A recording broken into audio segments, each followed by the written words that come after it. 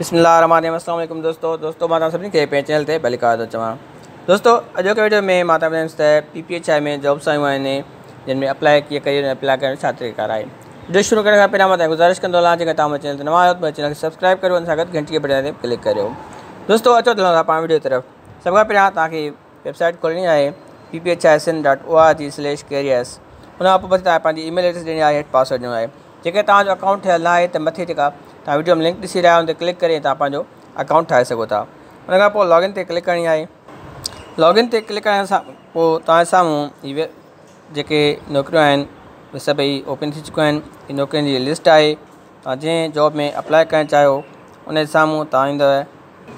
हीअ तव्हां ॾिसी रहिया आहियो त अप्लाई नाउ जो बटन आहे। अप्लाई नाउ ते तव्हांखे क्लिक करणी आहे। इन खां पोइ पाण खे हिते डेटा ॾियणी आहे। पर्सनल डेटा ॾियणी आहे। सभ खां पहिरियां NIC नंबर आहे, जेंडर आहे, डेट ऑफ बर्थ आहे, फादर नेम आहे, पर डिस्ट्रिक्ट आहे ऐं तव्हांजी चॉइस रखणी आहे त तव्हां किथे जॉब करणु चाहियो था। उन खां पोइ पंहिंजी एड्रेस जी जेका असां डेटा ते फिल करणी आहे। सभ खां मथे तव्हांखे पंहिंजो ॻोठु लिखिणो आहे, तालको, ज़िलो, सिटी वग़ैरह लिखी करे हेठां डिस्ट्रिक्ट सिलेक्ट करणी आहे, पोइ तालको, पोइ वरी यूनियन काउंसिल पाण सिलेक्ट करणी आहे। ऐं जेकॾहिं तव्हांजी परमेनेंट एड्रेस सेम आहे त सेम ते क्लिक करणी आहे। या पोइ हेठि ईंदव तव्हां पंहिंजी एजुकेशनल जेका इंफॉर्मेशन आहे उहा ॾींदव। उन खां पोइ वरी हेठि ईंदव तव्हां प्रोफेशनल एक्सपीरियंस जेको तव्हांजो एक्सपीरियंस हूंदो उहो तव्हां एक्सपीरियंस एड करे ऐं पोइ क्लिक टू सेव डिटेल ते क्लिक कंदव।